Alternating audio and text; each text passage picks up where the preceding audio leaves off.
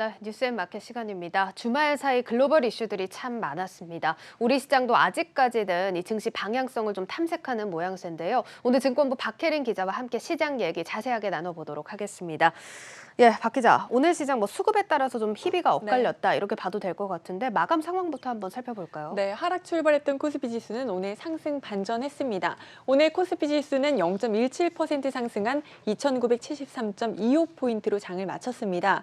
예, 지난 주말 미국 빅테크 주들이 금리 인상 공포로 속절없이 추락한 가운데 오늘 우리 증시에서도 카카오와 네이버 각각 2%대 하락 마감했습니다. 예, 그렇습니다. 시장이 좀 갈피를 못 잡고 있다, 좀 이런 생각이 드는 장인데 쉽게 진입하기가 좀 어려울 것 같아요. 네. 이런 시장에서 어떤 전략을 좀 가져가면 좋을까요? 네, 증권업계에선 그동안 낙폭이 과했던 대형주에 주목하는 것도 방법이라고 조언하고 있습니다. 낙폭 과대 대형주 하면 네. 사실 삼성전자, SK하이닉스가 바로 떠오르는데 네. 요거보다는 조금 가벼운 종목 하나 좀 추천해 주시겠어요?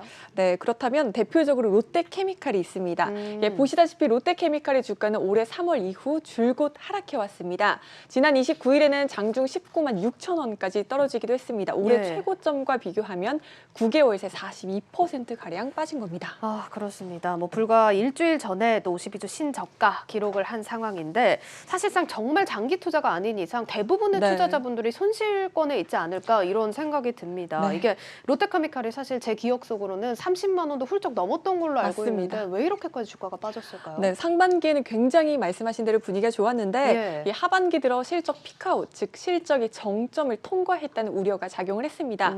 가장 큰 배경은 유가의 급등입니다. 유가가 급등하면서 이 주요 원재료인 나프타의 가격이 급등했습니다. 또 예. 물류 대란으로 운임이 상승하며 원가 부담이 더 커졌고요. 여기에 중국 경쟁사들의 증설로 공급 증가에 따른 부담까지도 따라왔습니다.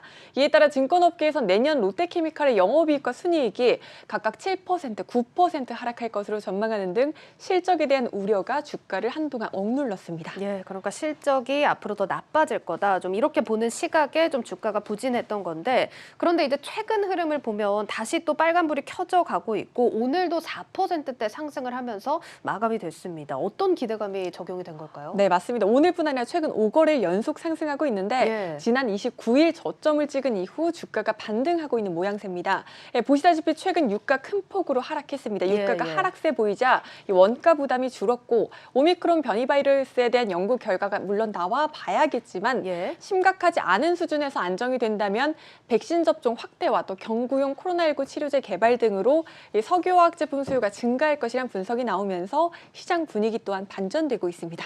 지금 유가도 보시다시피 조금 하락세로 접어든 모습이고 그러니까 피크아웃, 실적에 대한 피크아웃 우려가 나온 이후에 52주 신저가 바닥을 좀 다졌다 이렇게 보는 네, 시각인 맞습니다. 거네요. 네, 또 아무리 악재와 우려를 감안하더라도 주가가 너무도 억눌렸다는 의견이 나오고 있습니다. 예를 들어 이 롯데케미칼의 12개월 선행 주가 수익 비율은 4.9배인데 예. 지난해 말 기준으로 보면 9.3배로 절반 수준에 불과합니다.